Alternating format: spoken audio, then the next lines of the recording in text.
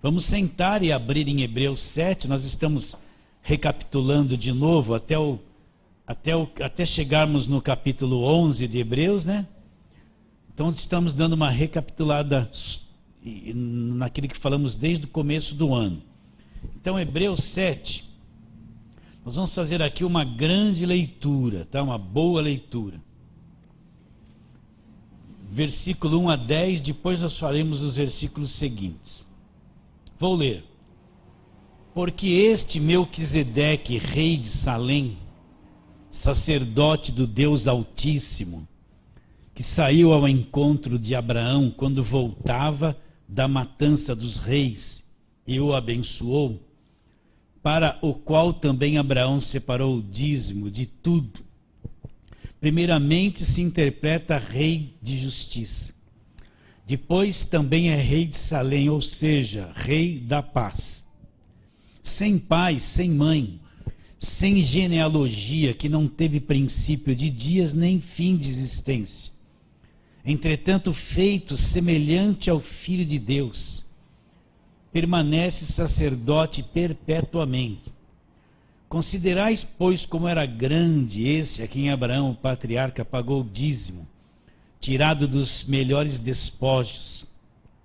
Ora, os que dentre os filhos de Levi recebem o sacerdócio têm mandamento de recolher, de acordo com a lei, os dízimos do povo, ou seja, dos seus irmãos, embora tenham estes descendido de Abraão. Entretanto, aquele cuja genealogia não se inclui entre eles, recebeu dízimos de Abraão e o abençoou, o que tinha as promessas.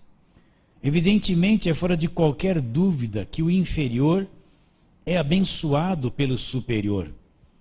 Aliás, quando são homens mortais os que recebem dízimo, porém ali aquele quem se testifica que vive.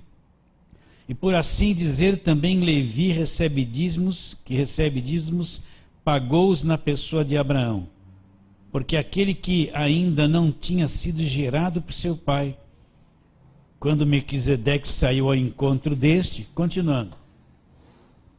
Se, portanto, a perfeição houvera sido mediante o sacerdócio levítico, pois nele, baseado, o povo recebeu a lei, que necessidade haveria ainda que levantasse outro sacerdote, segundo a ordem de Melquisedeque, e que não fosse contado segundo a ordem de Araão? Pois quando se muda o sacerdócio, presta atenção, necessariamente também há mudança de lei. Então, vamos recapitular. Eu vou repetir isso bastante, até o final do ano você nunca mais vai esquecer isso. Para quem foi escrita essa carta? Para os hebreus. Quem eram os hebreus? Os judeus, os que nasceram debaixo de lei, que conheciam todo o Velho Testamento, que tinham Moisés como um grande herói nacional, que trouxe a lei escrita em tábuas de pedra, que conhecia tudo sobre Davi, sobre Salomão, conhecia a criação do mundo pela palavra de Deus. Então, eram pessoas que desde a infância iam nas sinagogas aprender sobre a lei. Agora Jesus Cristo veio, eles estão tendo informações de Jesus Cristo. Jesus Cristo é aquele que foi prometido lá no Velho Testamento que viria, seria rei dos judeus, estabeleceria um reino eterno. Agora Jesus Cristo vem. Então o escritor de Hebreus, que é alguém que conhece muito o Velho Testamento, ele vai ser alguém intermediário para ajudar esses hebreus, esses judeus, a passarem por esse período de transição, a se desligarem da lei e entrarem na nova aliança. Né? Eles se desprenderem do velho pacto que acabou na cruz e entrarem no Novo Testamento, no novo pacto que começou com Jesus. Então imagine para quem desde criança ouviu essas histórias todas sobre a lei, sobre o sacerdote. Agora vem alguém e diz assim, olha, esse Cristo que veio foi aquele que foi prometido no Velho Testamento. Ele resolveu o problema definitivamente. Agora ele vem estabelecer uma nova aliança. Qual a visão que eles tinham de Deus do Velho Testamento? A visão do Monte Sinai. Quando Deus desceu no Monte Sinai para trazer a lei, o monte fumegava, tinha relâmpagos, trovões, fumaça. Então, na mente deles, eles tinham uma visão de um Deus assim, que causava medo. Os trovões, os relâmpagos, eles aprenderam que ninguém podia tocar no monte, senão ia morrer. Só Moisés foi autorizado a ir lá. Agora, esse escritor de Hebreus começa a apresentar para eles o que? Agora, olha, Deus veio agora de forma diferente, ele veio em forma de homem. Ele é aquele prometido no Velho Testamento, em Isaías 9, que Deus daria um filho, ele se chamaria Conselheiro, Deus Forte, Pai da Eternidade, Príncipe da Paz. Agora ele vem em forma de homem, então o escritor está tentando fazê-los crer, entender que Deus agora ele não veio mais no monte, no relâmpago, aquilo foi para aquele tempo. Agora ele veio em forma de homem, com uma natureza humana, com um corpo humano, e ele vai ser o último sacrifício da lei. Então o escritor começa agora a fazer o que? Um paralelo, ele vai mostrando o Velho Testamento, e vai fazendo um paralelo com Cristo, que mudou tudo. Ele vai falar sobre o sacerdócio do Velho Testamento, vai falar que Cristo substituiu, que Cristo agora é o nosso sumo sacerdote do Novo Testamento, que não precisa mais aqueles. Ele vai começar a explicar que todos aqueles sacrifícios da velha aliança, Cristo na cruz fez um sacrifício perfeito. Não mais precisa se praticar a lei, nem o sacerdote da lei, a existência dele, nem os sacrifícios.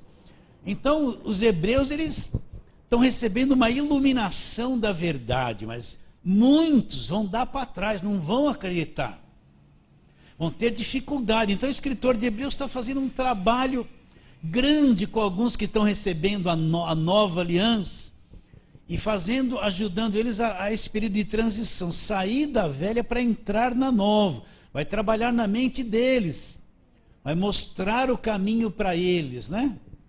Então o livro de Hebreus é justamente isso, é explicar que Cristo é Deus, ele é maior que os anjos, ele substituiu todos os sacerdotes do Velho Testamento, ele fez o último sacrifício da lei, ele aboliu a lei, né? Explicar que agora ele assumiu uma nova posição, com o sangue dele estabeleceu um novo testamento, que agora um novo caminho foi aberto. Então a carta aos Hebreus é para os judeus. Então muitas coisas que ele afirma aqui não se refere a nós gentios, você tem que saber separar isso. Ele está falando para judeus, para quem está debaixo de lei, não é quem está na graça, já na nova aliança, né? Quando ele fala aqui, que nós temos que atentar para essas verdades ouvidas, para que jamais nos desviemos dela, né? E a possibilidade de voltar para trás e abandonar tudo por incredulidade, não é conosco que cremos na nova aliança. Ele está falando isso porque muitos dos judeus estavam com o pé atrás, indeciso quanto a aceitar, quanto a crer naquilo que estava sendo ensinado. Então, o escritor vai deixar muito claro nessa carta que nós vivemos na nova aliança, Cristo agora é o sumo sacerdote eterno, Cristo substituiu tudo aquilo da velha aliança, todas aquelas leis, aquelas coisas do passado se findaram, não tem mais necessidade de festa de primícias, festas de cabana, esse monte de festas praticadas pelo povo judeu, aquilo acabou, aquilo é pro judaísmo, não tem nada a ver com a igreja, né? E que Cristo estabelece agora a nova aliança, na qual nós vivemos e existimos. Então ele está trabalhando nisso, nessa carta inteira, mostra o velho e mostra Cristo no novo, fala muito do que Moisés fez, e mostra que Cristo foi muito superior a Moisés, né? Está bem claro isso na sua mente? Sim ou não? Está clareando isso, você está entendendo essa carta muito importante de se conhecer? Então nesse capítulo 7, o que o escritor está explicando, onde nós lemos? Ele está explicando que Cristo, ele é um sacerdote eterno, imutável, que não tem mais fim. O que significa isso? Vamos explicar de novo o que é o sacerdote. O que era o sacerdote do Velho Testamento? Era alguém levantado por Deus? E quando Deus tinha que falar com o povo, o sacerdote ficava de costa para Deus, ele era a boca de Deus para o povo. Quando o povo queria se achegar a Deus, o povo não ia direto. O povo tinha que vir ao sacerdote, trazer a sua oferta, e o sacerdote prestar o culto sagrado, trazer a oferta do povo para Deus. Quando o povo pecava, o povo vinha com sacrifício de animal, dava na mão do sacerdote, ele matava o animal, pegava aquele sangue, fazia assim no pecador e nos santos dos santos, para purificação do pecado. Então o povo não podia ir a Deus direto, ele tinha esse intermediário. Ele tinha que trazer a oferta dele para o sacerdote, e o sacerdote fazia a função dele referente a Deus. Quando Deus queria falar com o povo, ele falava com o sacerdote. Então o sacerdote ficava de costa para Deus, era a boca de Deus para o povo. Então tudo passava por esse sacerdote. Está bem claro? Agora Cristo é o nosso sumo sacerdote da nova aliança eterno. Se no Velho Testamento as ofertas para pessoas fazer aquilo que a religião pedia, para se achegar a Deus, ele tinha que passar na mão de um homem. Então na nova aliança Cristo assumiu o verdadeiro sacerdócio.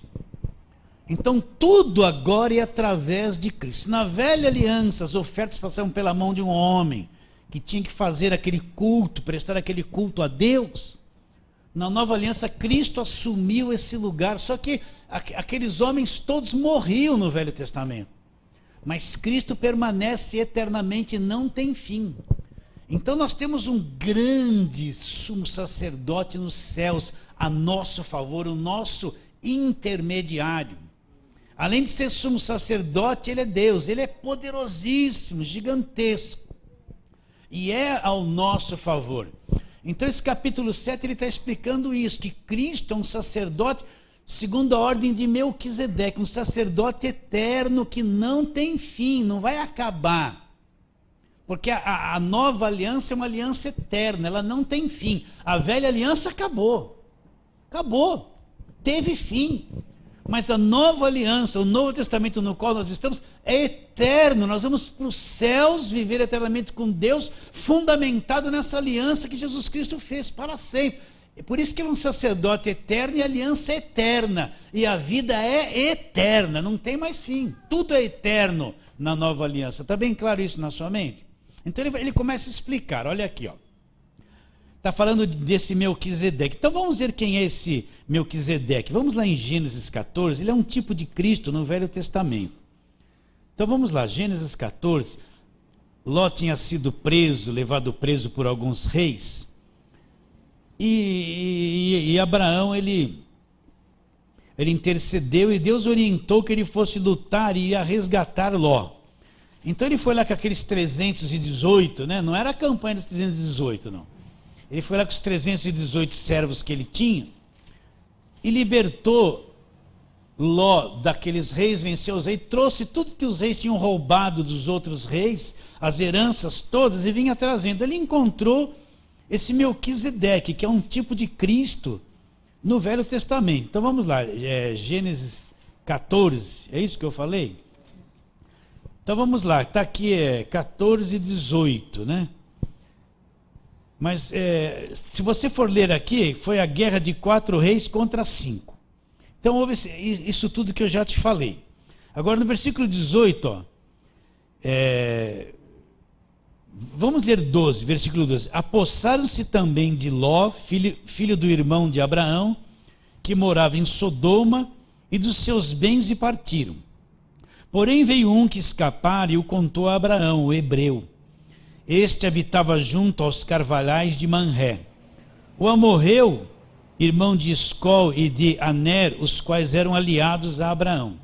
Ouvindo Abraão que seu sobrinho estava preso, fez sair 318 homens, dos mais capazes, nascidos em sua casa, e os perseguiu até Dan.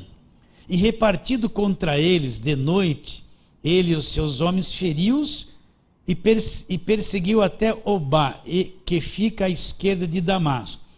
Trouxe de novo todos os bens, e também Ló, seu sobrinho, os bens dele, e ainda as mulheres e o povo.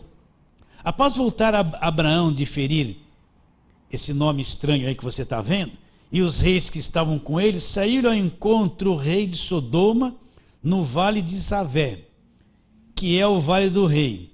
Melquisedeque, rei de Salém, trouxe pão e vinho. Era sacerdote do Deus Altíssimo, e abençoou ele a Abraão. Ele disse: bendito seja Abraão pelo Deus Altíssimo, que possui os céus e a terra. E bendito seja o Deus Altíssimo, que entregou os teus adversários nas tuas mãos. E de tudo lhe deu Abraão o dízimo. Então disse o rei de Sodoma a Abraão: dá-me as pessoas e os bens ficarão contigo. Mas Abraão lhe respondeu: levanto a mão ao Senhor, o Deus Altíssimo, que possui os céus e a terra, e juro que nada tomarei de tudo que te pertence, nem um fio, nem uma correia de sandália, para que não digas que enriqueci Abraão. Nada quero para mim, senão que os rapazes comeram, e a parte que toca aos homens de Aner, Escol e Manré, que foram comigo, estes que tomem o seu quinhão. Então, o que aconteceu? Depois de Abraão ter vencido a batalha, ele trouxe o povo que estava escravo todo de volta, e trouxe a riqueza que os outros reis haviam levado. Então esse Melquisedeque, rei de Salém, que quer dizer rei da paz, ele veio, abençoou Abraão, e Abraão deu o dízimo dos despojos que ele havia pegado para esse rei, para Melquisedeque, que era um sacerdote do Deus Altíssimo, era um sacerdote que tinha um sacerdócio eterno. Está bem claro? Isso é um tipo de Cristo no Velho Testamento. Então era alguém muito grande que abençoou Abraão lá naquele comecinho. Agora volta lá para onde você estava no Hebreus 7, só para você entender. Os hebreus conheciam muito bem essa história de Abraão e conheciam muito bem o sacerdócio de Melquisedeque. Agora o escritor está explicando que Cristo herdou esse sacerdócio que não tem fim, que é muito superior. Olha lá, versículo 1 do capítulo 7 de Hebreus. Porque este Melquisedeque, rei de Salém, sacerdote do Deus Altíssimo, que saiu ao encontro de Abraão quando voltava da matança dos reis e o abençoou, para o qual Abraão separou também o dízimo de tudo, primeiramente se interpreta rei de justiça, depois também é rei de Salém, ou seja, rei de paz, sem pai, sem mãe, sem genealogia, que não teve princípio de dias nem fim de existência. Entretanto, feito semelhante ao Filho de Deus, permanece sacerdote perpetuamente. Está claro isso na tua mente? Então, Cristo é um sacerdote segundo a ordem de Melquisedeque, um sacerdote eterno, muito superior a todos os sacerdotes do Velho Testamento. Então, ele está explicando que Cristo é muito superior ao ministério levítico, aos sacerdotes levíticos. Melquisedeque é um sacerdócio que não tem fim, está bem claro isso? Então, os judeus estão ouvindo isso. Eles conhecem a história de Abraão, conhecem a história de Melquisedeque. Agora, o escritor está dizendo que Cristo, Deus que se fez homem, ele assume esse sacerdócio muito maior do que todos os sacerdotes do Velho Testamento. Ele está exaltando Cristo, transferindo tudo para Cristo. Está me acompanhando ou está achando isso chato? Está acompanhando? Versículo 4. Considerai, pois, como era grande esse a quem Abraão, o patriarca, pagou o dízimo, tirado dos melhores despojos. Ora, os que dentre os filhos de Levi recebem o sacerdócio têm mandamento de recolher dízimos de acordo com a lei, os dízimos do povo, ou seja, dos seus irmãos, embora tenham estes descendido de Abraão. Vamos dar uma paradinha aqui. Então deixa eu te explicar uma coisa. Você conhece a história que o povo foi para o Egito, se tornou escravo lá. José teve 12 filhos, e desses 12 filhos, Deus levantou a nação de Israel, deu o nome de cada filho uma tribo. Então, Israel foi dividido em 12 partes. Cada filho de José passou a ser uma tribo, e aí foi formado o povo de Israel. Quando eles foram entrar na terra prometida, tomar posse da terra, o que Deus falou para eles? Olha, vocês vão tomar posse da terra, e vocês não vão dividir a terra em 12 partes. Vocês vão dividir a terra em 11 partes, porque a tribo de Levi vai ser uma tribo que eu escolhi para ser sacerdote. Eles vão ministrar, eles vão cuidar do culto para mim, do serviço sagrado do tabernáculo, eles não vão ter terra, eles não vão ter nada. Mas das 11 tribos que vão dividir a terra, todas elas vão pegar a 10ª parte do que elas têm e sustentar a tribo de Levi. Porque eles não vão ter terra, eles não vão plantar, eles não vão ter propriedade. É uma tribo que eu separei só para me servir, uma tribo separada só para prestar culto. Então eles não vão ter nada, eles vão ser sustentados pelas 11 tribos, que vai dar o dízimo para que haja mantimento na minha casa e eles sejam sustentados. Então o dízimo, de acordo com a lei, foi estabelecido para isso. Para quê? Para cuidar dessa tribo de Levi, que eram sacerdotes, e ter condições de manter o trabalho de Deus. Aquilo era lei, era uma obrigação imposta por Deus para o povo de Israel. Está claro isso na tua mente? Então, de acordo com a lei, o dízimo era uma obrigação, que nem o IPTU. Se você tem imóvel, a prefeitura vai mandar o IPTU, você vai ter que pagar aquilo. É lei ou não é? Então, o dízimo na velha aliança era isso. Então, ele veio a existir na lei baseado nisso que eu acabei de explicar para você. Então, olha o que ele fala no versículo 5. Ora, os que dentre os filhos de Levi recebem o sacerdócio, tem mandamento de recolher de acordo com a lei os dízimos do povo, ou seja, dos seus irmãos, embora tenham estes descendido de Abraão. Entretanto, repare bem, agora ele vai falar de Melquisedeque. Entretanto, aquele cuja genealogia não se inclui entre eles, recebeu dízimos de Abraão e abençoou o que tinha as promessas. Ele está mostrando a grandeza desse sacerdócio. Evidentemente, é fora de qualquer dúvida que o inferior é abençoado pelo superior. Aliás, aqui são homens mortais que recebem dízimos, porém ali, aquele de quem se testifica que vive, por assim dizer, também Levi recebe dízimos, pagou na pessoa de Abraão, porque aquele ainda não tinha sido gerado por seu pai, quando Melquisedeque saiu ao encontro deste. Se, portanto, a perfeição... Está bem claro isso na tua mente? Está bem claro isso, sim ou não? Alguma dúvida? Por que ele está falando isso? Porque ele está exaltando o sacerdócio de Cristo e mostrando que Cristo substituiu tudo que havia no Velho Testamento, todos os sacerdotes.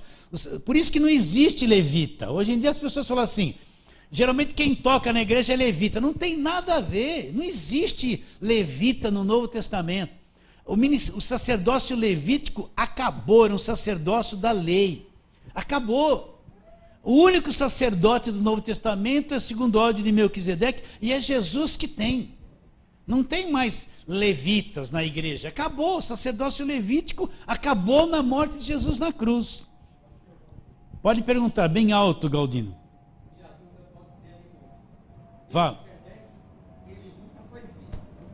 Então, Melquisedeque, ele está perguntando assim, Melquisedeque nunca foi visto. Ele só apareceu ali, não tem registro dele. Então, ele apareceu, o que o escritor fala assim, que não tem princípios de dias, nem fim de dias. Ele só apareceu ali, realizou aquilo e acabou. Por isso que eu falo que ele é um tipo de Cristo no Velho Testamento. Né? Está claro isso? Então, não tem mais nenhum registro sobre ele. E ele é um sacerdócio eterno. Se compara a Jesus Cristo, então ele é um sacerdote eterno que não tem fim de dias, não morre, que é o sacerdócio de Cristo, tá? Então vamos em frente, versículo 11 agora. Olha, agora ele vai mostrar isso aqui, se portanto a perfeição houvera sido mediante o sacerdócio levítico, agora olha aqui, pois nele baseado o povo recebeu a lei. Que necessidade haveria ainda de que se levantasse outro sacerdote, segundo a ordem de Melquisedeque, que não fosse contado segundo a ordem de Araão? Então, por que ele está dizendo isso? Porque o ministério levítico não trouxe perfeição, foi uma coisa que não deu resultado nenhum. Olha o versículo 12. Pois quando se muda o sacerdócio, necessariamente há também mudança de lei. Então, se levantou outro segundo a ordem de Melquisedeque. Então, se houve uma mudança de sacerdócio, naturalmente houve uma mudança da lei, ou seja, saiu da velha, para entrar na nova. Está bem claro isso? Continuando. Porque aquele de quem são ditas essas coisas pertence a outra tribo, da qual ninguém prestou serviço ao altar. Pois é evidente que o nosso Senhor não procedeu de Judá, tribo a qual Moisés não atribuiu o sacerdote. Qual tribo que Moisés atribuiu o sacerdote? A tribo de Levi. Tribo de Judá não era sacerdote. Mas Cristo veio da tribo de Judá, de uma tribo que Deus não chamou para ter sacerdócio. Continua a leitura. E isto ainda muito evidente quanto à semelhança de Melquisedeque, que se levanta outro sacerdote, constituído não conforme a lei do mandamento carnal, mas segundo o poder da vida indissolúvel. Portanto, se testifica, tu és sacerdote para sempre, segundo a ordem de Melquisedeque. Agora, olha bem. Portanto, por um lado se revoga a anterior ordenança, por causa da sua fraqueza e inutilidade. Qual é essa anterior ordenança que é revogada? É a lei. Então, olha lá. Portanto, por um lado se revoga a anterior ordenança. Por quê? Olha o que ele fala da lei. Por causa da sua fraqueza e inutilidade. Você acredita nisso? Pois a lei nunca aperfeiçoou coisa alguma. Por outro lado, se introduz esperança superior, pela qual nós nos achegamos a Deus. Agora, olha agora. Visto que não é sem prestar juramento, porque aqueles sem juramento são feitos sacerdotes, mas este com juramento, por aquele que lhe disse, o Senhor jurou, e não se arrependerá, tu és sacerdote para sempre. Por isso mesmo Jesus se tem tornado fiador. O que é o fiador? Ô Carlos, preciso alugar uma casa aqui. Preciso de um fiador. Você tem uma casa própria? Tenho, pastor. Se eu não pagar, você paga, pago, pastor. Então assina lá, ele vai ser meu fiador. Então, o que é o fiador? É a garantia do aluguel pago. Você está entendendo? Sim ou não?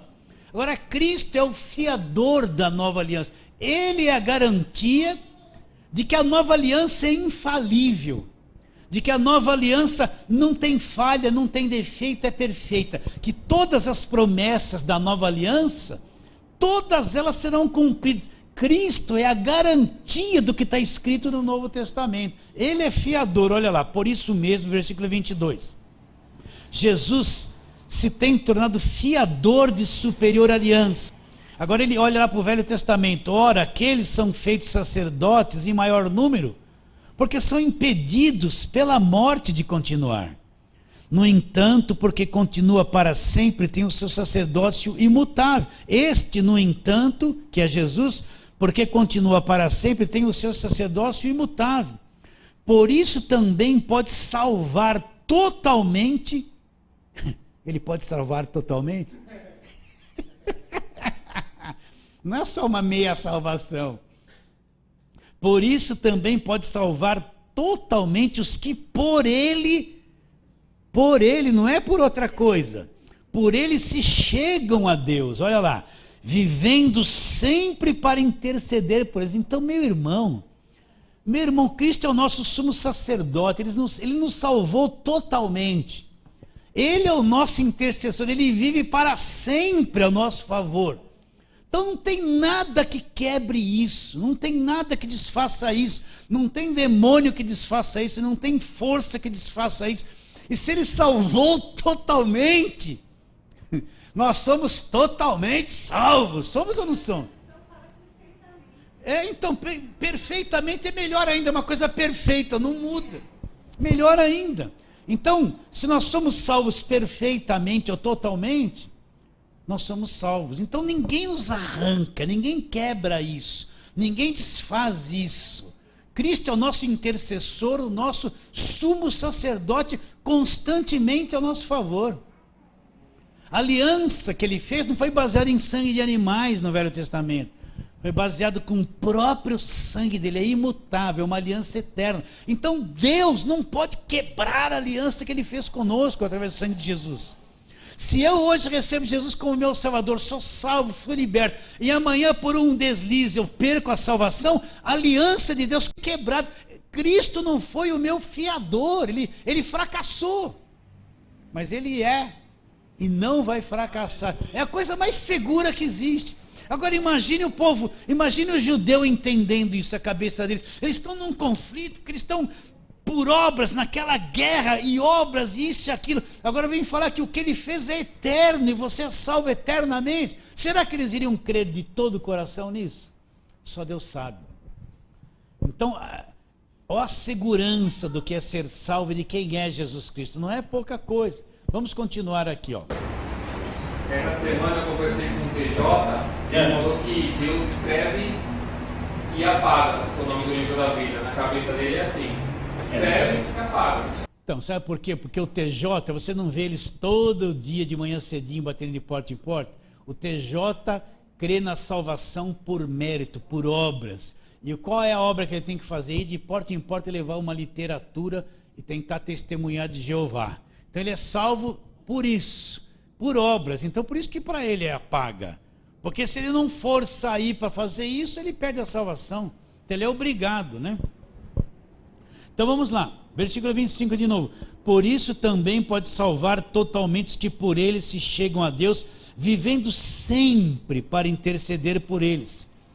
Com efeito, nos convinha um sumo sacerdote como este, santo, inculpável, sem mácula, separado dos pecadores e feito mais alto que os céus, que não tem necessidade como sumo sacerdote de oferecer todos os dias sacrifícios, primeiro para os seus próprios pecados, depois pelos do povo, porque fez isto uma vez por todas, quando a si mesmo se ofereceu. Está bem claro isso? Está bem claro isso? Vou ler de novo, olha. Ele não tem necessidade, como sumo sacerdote, de oferecer todos os dias sacrifícios, primeiro para os seus próprios pecados. Cristo não tinha pecado. Depois pelos do povo, porque fez isto uma vez por todas, quando a si mesmo se ofereceu. Então, o sacrifício dele é perfeito, resolveu o problema, meus irmãos. O sangue dele é perfeito, resolveu o problema, acabaram-se definitivamente os sacrifícios para sempre. Então, porque o sacrifício dele foi perfeito, ele substituiu tudo que existia no Velho Testamento pelo sacrifício dele, acabou. Entendeu isso ou está com dúvida? Continuando. Porque a lei constitui sumos sacerdotes a homens sujeitos à fraqueza, mas a palavra do juramento que foi posterior à lei constitui o Filho perfeito para sempre. Então, você sabe que é uma coisa perfeita? Não tem falha, não tem mancha, não tem nada torto. Então, quando eu falo que o sacrifício foi perfeito, não tem mais nada que altere isso. Então Deus recebe o sacrifício perfeito, satisfaz a justiça dele. Então o próprio Deus, através de Cristo, tem que garantir tudo aquilo que ele prometeu, porque o sacrifício foi perfeito, não tem defeito. Por isso que Cristo não era um homem pecador, o sangue dele não era um sangue normal de pecador. Ele é o Cordeiro perfeito, tipificado lá no Velho Testamento, como eu já expliquei 1200 vezes, né?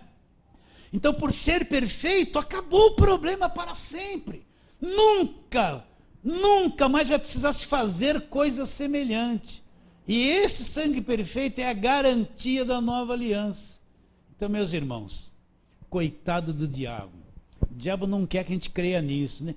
Você vê alguém explicando isso na televisão? Isso aqui tem que ser gritado para o povo entender. Tem que gritar para essa gente que fica toda sexta-feira pondo a mão na cabeça. Meu irmão, você não conhece Jesus Cristo. Você não sabe o que ele fez na cruz. Você não sabe que ele é sumo sacerdote. Você não sabe que foi o sacrifício perfeito, que você é um salvo liberto. Porque isso aqui, dificilmente você vai encontrar uma pregação sobre isso. Quanto que eu procuro alguém falando sobre isso? Mas você não acha. Está escondido isso. Porque quando a pessoa entende isso, ela é liberta. Acabou o medo, meus irmãos. Quando ela entende que por o sacrifício ser perfeito, Deus é obrigado a garantir o que Cristo fez, não se quebra, não se muda, não enferruja, não se acaba, é para sempre. Quando eu entendo isso, oh Senhor, estou com o coração seguro, cheio de paz, acabou tudo, acabou a guerra, acabou o medo, acabou o desespero, acabou as angústias, acabou a incerteza, acabou a insegurança, acabou o medo de demônio, acabou tudo. Porque Cristo garante isso. Por isso que Jesus Cristo, ele é o verdadeiro sacerdote real. Tem. Perfeito. Eterno, não tem mais fim. Então, e outro, ele está ao nosso favor o tempo todo, ele é o fiador da nova aliança. Então, agora, imagine o diabo tentando desfazer isso. É da risada dele.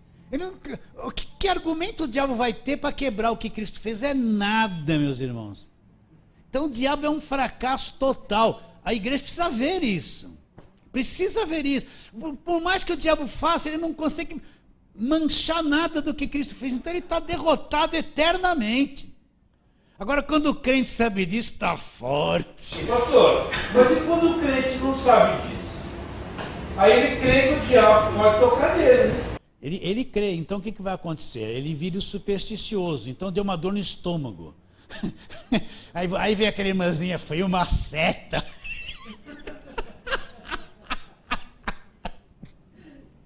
Foi uma seta. Eu tenho que rir, meus irmãos. Então o diabo mandou uma flecha, tchum, no estômago do cara. Foi a seta. Você já ouviu esse negócio da seta? Então qualquer adversidade, vamos supor que, de repente aconteceu uma coisa, quebrou o seu carro, você teve que ter uma despesa. Ó a seta, ó o devorador. Eles vão crer nisso, o tempo todo. Quando fala que o demônio não toca, ele toca na carne também. Não. Nós somos um todo, então eu não posso falar assim, ele não toca lá no meu espírito, mas na minha carne Deus deixa tocar. Ele não toca, ele pode tocar no espírito, mas na carne ele Não toca. Aí eles vão falar assim, mas ele não tocou em Jó? Sim, tocou em Jó, mas no tempo de Jó, Cristo não havia se encarnado, Cristo não havia derramado o sangue da cruz, a nova aliança não existia, não havia essas escrituras. E despojando os principados e potestades, publicamente os expôs ao desprezo, triunfando deles na cruz. Para isso se manifestou o Filho de Deus, para destruir as obras do diabo. Os filhos têm participação comum de carne e sangue, desses ele também participou, para que por sua morte destruísse o que tinha o poder da morte. Todo aquele que é nascido de Deus, Deus guarda, o maligno não lhe toca. Essas escrituras não existiam, a nova aliança não estava em vigor. Então Deus permitiu que o diabo tocasse em Jó. Mas agora Cristo vem, arrebenta com o diabo, despoja o diabo, nos compra com seu sangue, nos liberta do império das trevas. Aí ele vai negar a palavra. Não, então diabo, volta lá para o império das trevas e toca nele. Então, para mim, para a pessoa acreditar que o Deus deixa o diabo tocar na nova aliança, então é desfazer o que Cristo... Então ela vai perder a salvação. Se ela crê que não perde a salvação e acredita que o diabo toca nela, ela precisa começar a pensar. Pastor, Precisa começar a pensar, né? naquele texto, há um diálogo de Deus com o diabo. Sim. Agora Acabou. O diabo foi despojado. Cristo acabou com o poder dele, despojou. A semente da mulher feriu a serpente na cabeça. Acabou o problema. A gente tem que crer na vitória de Cristo na cruz sobre o diabo, gente. Eu não creio que o diabo pode me tocar. Pastor, pastor, aí me deu uma dor aqui. Daí, meu corpo, eu conheço a minha natureza carnal. Esse corpo está sujeito a doença, sujeito a fracasso, sujeito a os ossos ficarem ruins, uma veia ficar torta. Está sujeito. Está sujeito, você não está envelhecendo, não vai voltar ao pó. Agora não quer dizer que é o diabo na minha vida. A gente furou o pneu, é o demônio. A geladeira parou, é o demônio. Caiu uma goteira na calha, é o tranca-rua. Sabe? Então, quando ele não crê nisso, Carlos, a cabeça deles é isso aí. Então eles são livres, nunca entraram na terra prometida e não sabem. E se você fala a verdade, a mente está tão presa que ela é capaz de falar, você está endemoniado, falando isso aí. Capaz de achar que você está endemoniado. Então o que eles vão fazer? O diabo criou na mente dele, por isso que a verdade liberta, criou na mente deles um emaranhado de confusão. Então eles vivem nessa confusão dia e noite. Olha, hoje me ligou uma irmã lá da Avenida Cerejeiras que ouviu a programação. Ela falou assim: pastor, eu sou 20 anos crente, pastor. 20 anos crente, 20 anos vazia. Eu fui 10 anos dessa igreja e estou 10 anos nessa outra igreja. E sou vazia. E sabe o que o pessoal da igreja fala para mim? É que você não tem compromisso com Deus. Aí um dia eu estava ouvindo, eu comecei a ouvir, faz um mês que eu estou ouvindo a tua pregação na rádio. O pastor acendeu uma coisa dentro de mim, que eu comecei a entender coisas que eu nunca tinha entendido em 20 anos. Eu falei, agora você acredita que você é liberta do diabo? Estou acreditando. Por quê? 20 anos que não ensinaram a obra da cruz, o evangelho para ela, gente. É só revelação, e fala em línguas, e grita, e demônio. 20 anos, como é que está uma pessoa assim? Vigia, cuidado, ameaça. Vocês estão entendendo como está a cabeça do povo? Está um rolo só, gente, está um rolo só.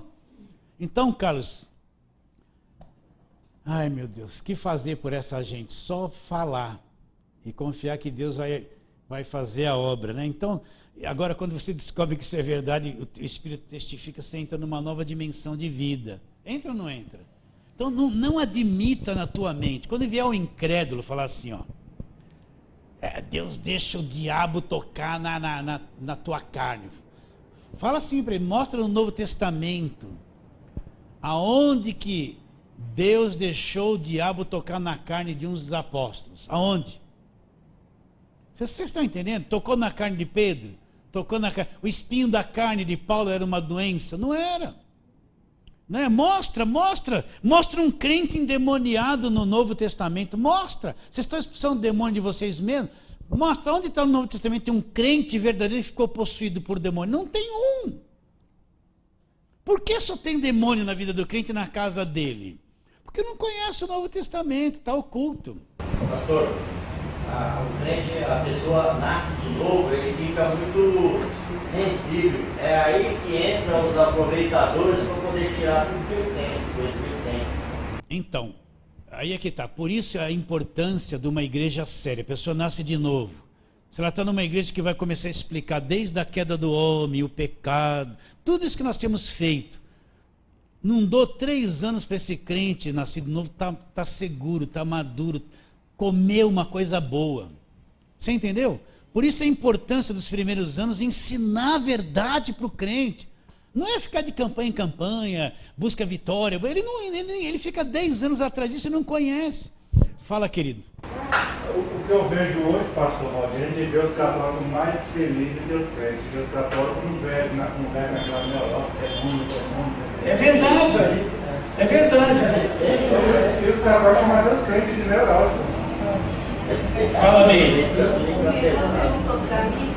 Quem? Uma irmã perguntou para mim que ela estava com problema de saúde, né?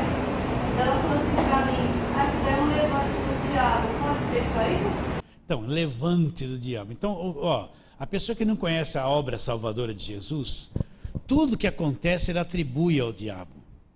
Tudo. Então, se der uma dor de estômago, é um levante do diabo. Olha, eu fui lá, orei para aquela irmãzinha aí, senti uma pontada aqui, ó. É um dardo do diabo. Tudo é o diabo. Porque sabe por quê? Porque eles veem o diabo na vida deles. Eles não vê Deus. Você vê Deus na sua vida? Deus está na tua casa o tempo todo. Deus está na nossa vida. Ele é a nossa vida. Então, se eu vejo Deus através da minha fé, eu só vejo Deus. Agora, quando a pessoa só vê o diabo, ela perdeu Jesus de vista. Então, ela só vê o diabo. Tudo é superstição. Tudo é o demônio. Um barulhinho na calha é o demônio.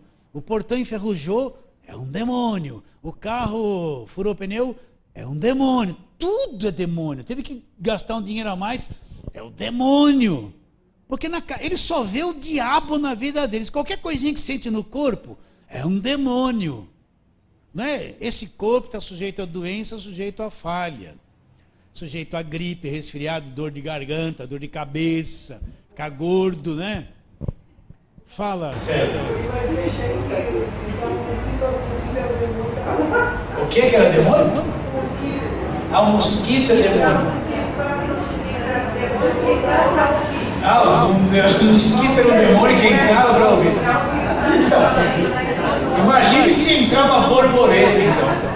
Se o mosquito é um demônio, aí ele falou isso.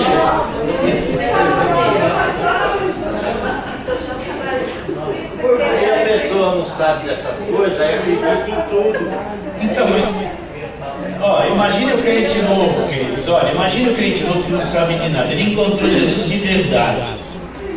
Aí ele vai num lugar que falam tudo isso na cabeça dele. Ele era feliz e não sabia. Às vezes a vida dele na incredulidade, ele era mais feliz do que quando entrou na igreja. Que ele começa a virar paranoico, né? Ele começa. Então começa uma guerra, ele começa a ficar atormentado. Para ele todo mundo tem demônio, o familiar tem demônio, os parentes têm demônio, os vizinhos têm demônio. Imagina essa gente que pega coisa orada para jogar na casa do vizinho, que acha que o vizinho é inimigo, fez macumba. É uma desgraça.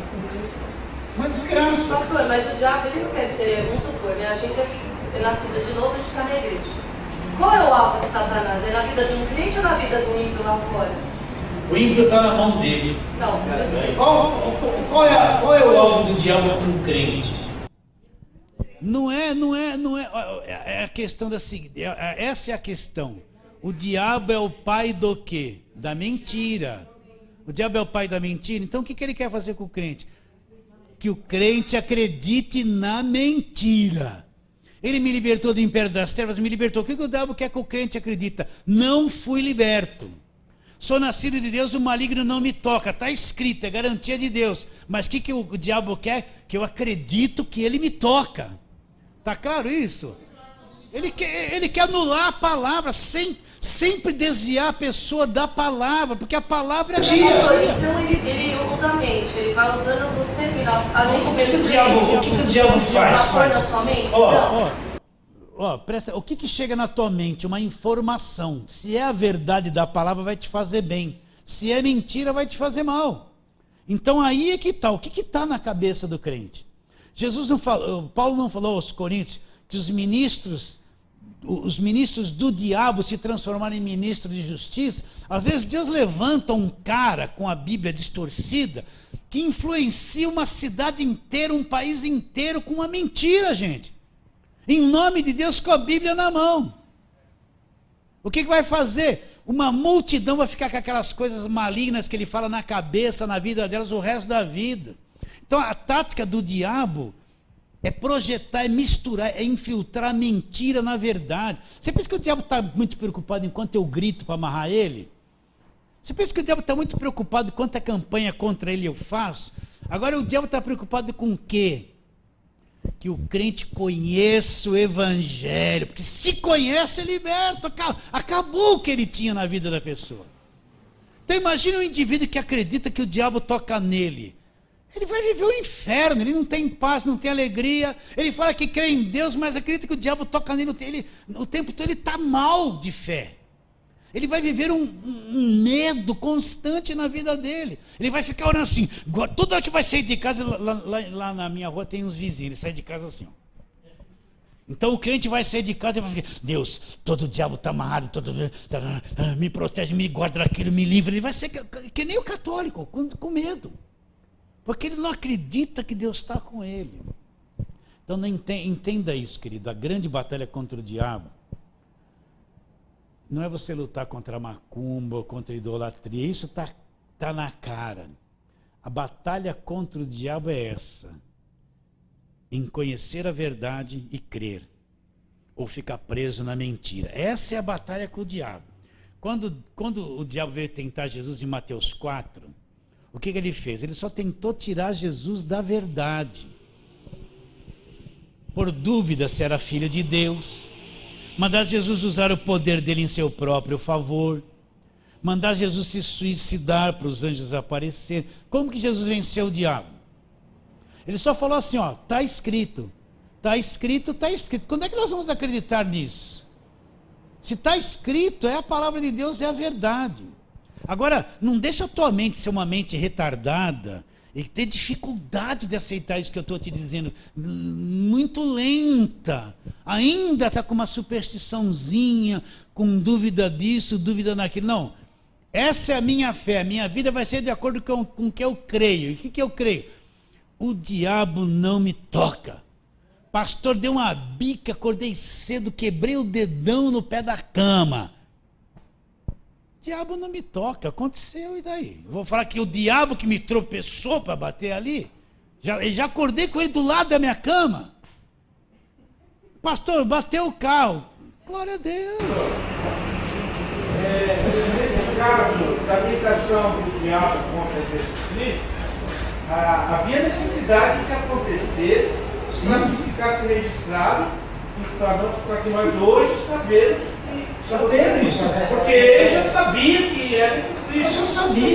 Ele já sabia. O próprio diabo sabia que era. O endemoniado gadareno, quando Jesus chegou lá, aquele endemoniado, ninguém punha cadeias nele, ele quebrava tudo. Quando Jesus chegou lá, o que o endemoniado veio? Veio e se prostrou e adorou. Ele falou: que temos nós contigo, vieste antes do tempo para nos atormentar. Adorou Jesus, gente. Eles vêm que nem um cachorrinho assim, eles sabem quem é Jesus. Agora o crente não sabe quem é Jesus. Pode falar, o senhor acredita que possa ter por aí pastor bem intencionado, mesclando um pouco da verdade com a mentira para poder atrair gente para a salvação? Então aí que está. Agora veja bem, mesclando a verdade com a mentira. Então pensa um pouquinho nisso aí, olha. Então, se houver uma intenção no coração da pessoa em mesclar com a mentira para atrair alguém, já não é bíblico. Não é bíblico, porque quem convence é o Espírito Santo. Com o que o Espírito Santo convence? Não é com a mentira. Então, presta atenção, não tem esse negócio, eu vou criar uma estratégia. Eu vou fazer isso aqui para trazer a pessoa, para Jesus fazer assim. Isso é a mente humana trabalhando, tentando fazer a obra do Espírito Santo. Fala a verdade. O Espírito Santo apoia a verdade, ele é o Espírito da verdade. Então, quando a verdade é pronunciada, é a ação do Espírito Santo. É que nem uma locomotiva sobre o trilho. Uma locomotiva com aquele poder todo não anda na areia. Põe ela sobre o trilho de aço, aquilo desliza. Então o Espírito Santo ele age em cima da verdade. Eu não posso misturar. Eu vou criar uma estratégia, fazer uma cruz aqui, passar uns laços, armar uma tenda, e vou dizer assim: vem que eu vou dar um passe em você. Aí a pessoa vem lá e vou falar de Jesus. Não é a forma de atrair. Isso não é obra do Espírito Santo. É coisa humana. É coisa humana, gente. Jesus falou assim: quando eu for levantado da terra, atrairei todos a mim mesmo. Então a atração é pregar a obra da cruz, gente. É isso que vai trazer e libertar a pessoa. Fala, o que quer dizer que Paulo diz que ele se fez disso, daquilo, como se fez de novo para ganhar alguns. Se fez de fraco com fraco. Me fez disso, me fiz daquilo. Então, tudo que para quê? O Paulo era um mestre por excelência. Então ele não foi encher a cara porque aquele estava enchendo. O que ele fazia? Ele descia no nível, na cabeça de cada um, para poder tentar naquele nível. Então para o bobo ele dava uma meia de bobo assim, para chegar na cabeça dele, para tentar falar a verdade. Você está entendendo? Ele usava essa estratégia sem usar mentira. Sem usar mentira. Então ele tentava, veja bem, o que é? Você vai falar com uma pessoa culta, a mente dela é uma outra coisa. Você vai falar com uma pessoa simples. Então você não vai falar com o simples como se fosse um culto. Você vai atrapalhar a cabeça dele. Seja Pastor, é como se fosse um ex-drogado que aceitou Cristo, que é no meu caso, e falar com um drogado. Então é uma linguagem que você chegar a ele igual a ele. Você não está se associando ao pecado dele, você simplesmente conhece a linguagem dele, você é liberto. Então você tem condições de chegar no nível dele e falar de acordo com a linguagem dele, para que ele entenda, entende? Então não é que Paulo se tornou um pecador, foi igual a pessoa para atrair. Não, ele agiu de todas as formas, dependendo do meio que ele estava. Se ele estava lá, quando ele estava lá diante de Festo, ele foi bobão assim, falar com o rei. Ó poderoso Festo, ele falava como alguém que tinha uma boa pronúncia, inteligente, que tinha conhecimento. Não foi isso. Entende? Agora, quando ele foi lá no Areópago e tinha lá um altar ao Deus desconhecido, ele não falou que nem um bobão. Ele foi lá como um pregador de um Deus. Aí falou do Deus desconhecido. Tinha sabedoria. Começou com a linguagem deles para mostrar um Deus que eles não conheciam. Então, se fazer igual não é se associar ao pecado ou aquilo que a pessoa é. chegar na cabecinha dela no nível. Como é que você vai falar para uma criança de Jesus? Né? Um dia eu cheguei para um menininho, ele estava lá com super-homem, super-heróis. Eu fui falar de Jesus para ele, o que eu fiz? Eu falei, olha, vou te contar a história de um grande super-herói que veio de um outro mundo. Ele, na hora, começou a me ouvir. Eu expliquei que Jesus veio de um outro mundo. Ele era um super-herói. Ele entendeu isso, não entendeu? Saber comunicar, né? Ele era um super-herói, entende? Na cabeça dele ficou, puxa, ele veio de outro mundo, era super-herói. Já deu atenção. Mas eu não cometi um pecado. Vocês estão entendendo a linguagem? Então Paulo era sábio. Então é marketing. Conseguir comunicar de uma forma que é eficaz para aquele tipo de público. Mas a verdade. A verdade. Mas, então você não pode pôr um pouquinho de mentirinha para tentar transmitir a verdade e mentira não se combinam. Então, nossa, nós já voamos hoje aqui, hein? Então, agora nem sei onde eu estava, gente. Corta! Nem sei onde estava, agora voamos. Então, pastor, só voltando aqui, eu cheguei em casa esse dia, até comentei com a razão. Eu vinha chegando do serviço, Então, fala alto, Borginha chegando do serviço. o irmão, ele se diz irmão. Certo, ele se diz irmão. Mas vinha do lado da avenida, de repente ele foi para o outro lado. Foi pro outro, terreno do lado da avenida, foi pro outro lado. Aí então, o Borges vinha andando com ele, aí ele saiu rápido, foi pro outro lado da rua e lá na frente ele voltou no mesmo lado. Por que ele fez isso, Borges? Só essa semana que a ficha caiu e eu vim perceber porque há uma macumba grande. Ah, uma macumba na rua.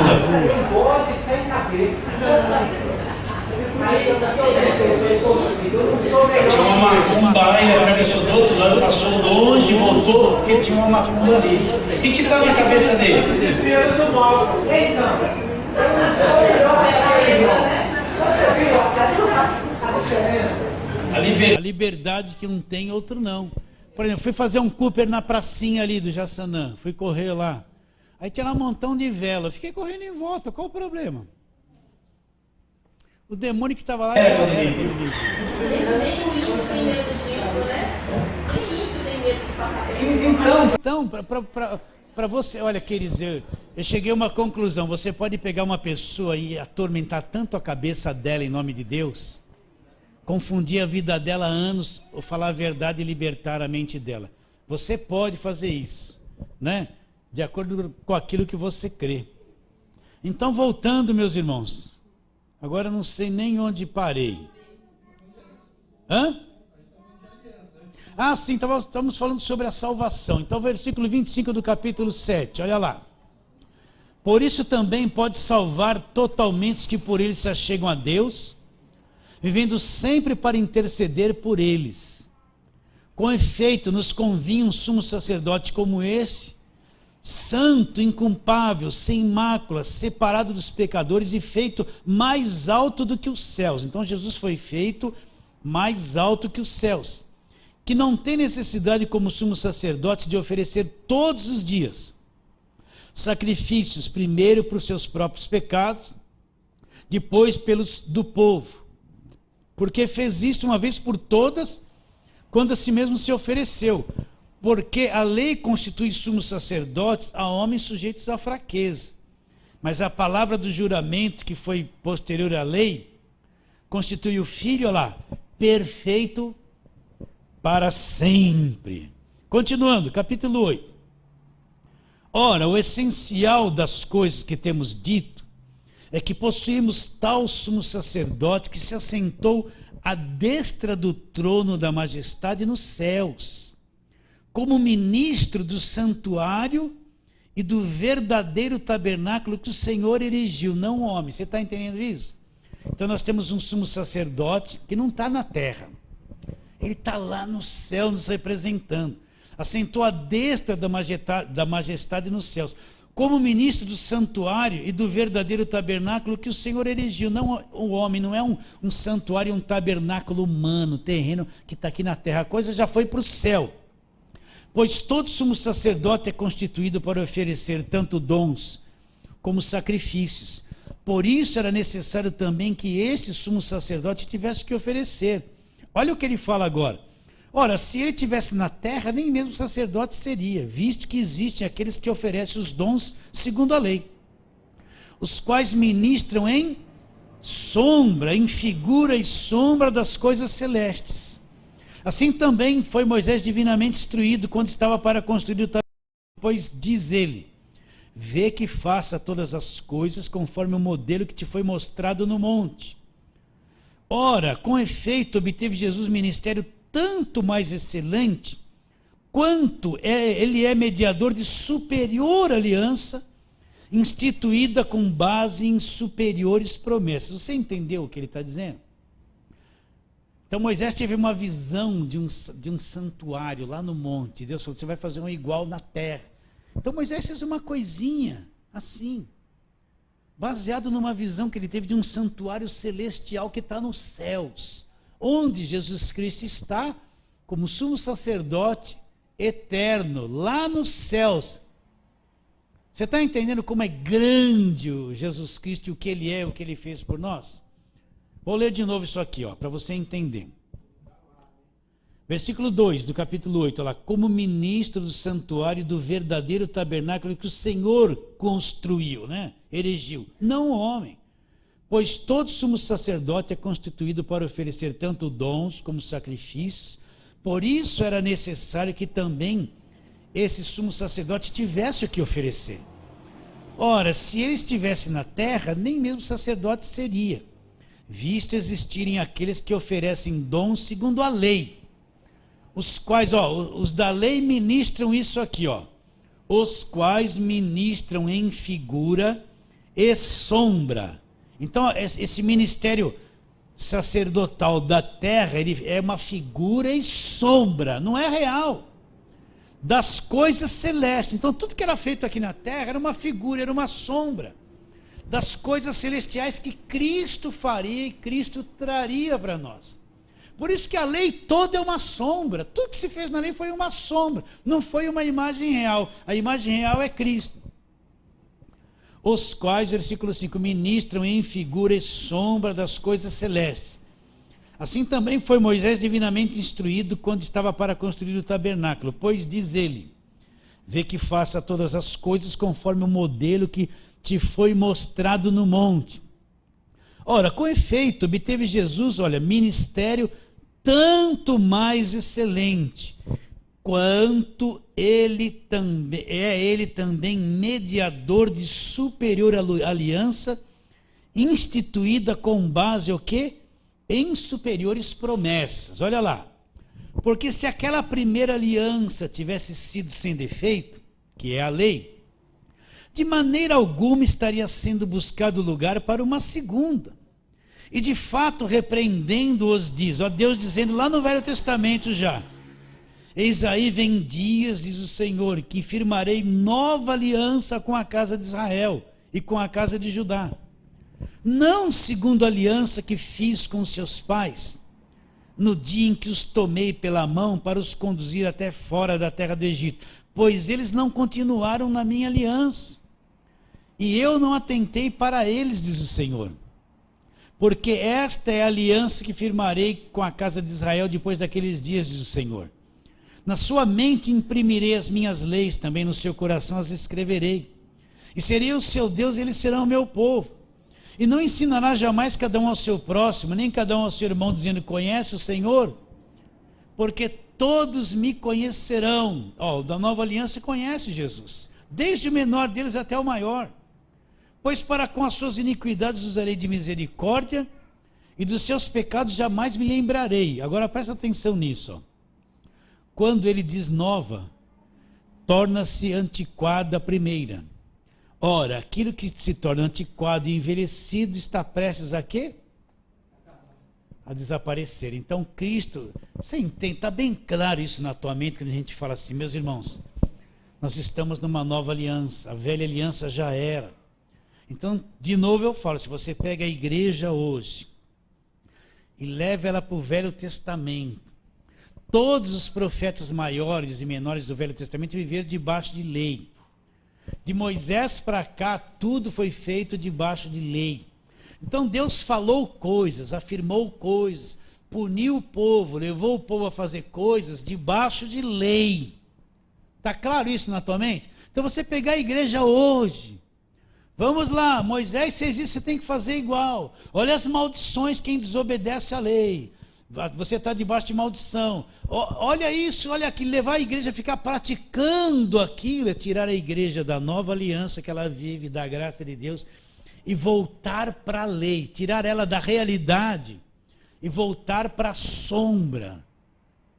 Então, Deus não vai levar em consideração aquilo que vive ainda na sombra. Anular o que Cristo fez e levar a igreja para a velha aliança, para o judaísmo. É o que mais você vê nos dias de hoje.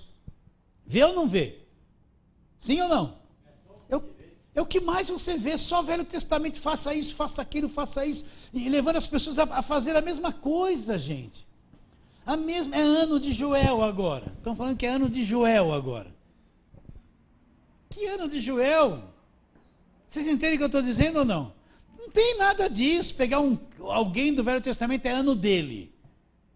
Joel, o que aconteceu em Joel, profetizou que derramaria do Espírito Santo. Então, se prepara que é esse ano. Mas o Espírito Santo já veio. Joel na minha vida se cumpriu quando eu aceitei Jesus. Esse versículo 13 aí, ninguém lê nessa igreja. 13, olha lá, quando se diz nova, torna-se antiquado a primeira hora, aquilo que se torna antiquado e envelhecido está prestes a desaparecer. Pode falar. Dizendo, nova aliança, envelheceu a primeira, a nova aliança envelheceu a primeira. Então, melhor, mais lindo ainda. Acabou. Agora, Romanos 10,4, o fim da lei é Cristo para a justiça de todo aquele que crê em quê? Em Cristo, gente. Está na cara isso aí. Não está na cara isso aí? Está na cara. Então, agora do capítulo 9, o que ele vai falar? Ele vai começar a explicar que todos aqueles rituais de Moisés, dos sacerdotes, as ofertas, tudo aquilo era ineficaz. Não teve proveito nenhum. E vai mostrar que o que Cristo fez é eterno, não se repete e é para sempre. Então vamos deixar esse capítulo 9 para a gente estudar isso na sexta-feira que vem. Tá bom, queridos? Está bem claro isso na tua mente? Hebreus está trazendo luz para você? Então repare bem. Escrita para os hebreus, e vai fazendo o paralelo de Jesus Cristo e mostrar que Cristo substituiu tudo do Velho Testamento. E a velha aliança está encerrada em Jesus Cristo. O fim da lei é Cristo, tá? Então fica atento. Quando você vê as pregações na televisão, na rádio, que o pessoal leva lá no Velho Testamento, e olha lá, meus irmãos, é assim, porque Moisés, porque aquele rei fez isso, você tem que fazer, porque o sacerdote fez aquilo, você tem que fazer. Vou distribuir uma arquinha ungida aqui, para você pôr na sua casa. A arca também não existe mais, nem o tabernáculo do Velho Testamento existe mais. Então você fala, esse povo está debaixo da velha lei, com a cabeça presa na velha aliança. Está cego para o Novo Testamento e tem um véu na mente deles. Mesmo eles falando de Jesus, tá bom? Então tá bom, queridos.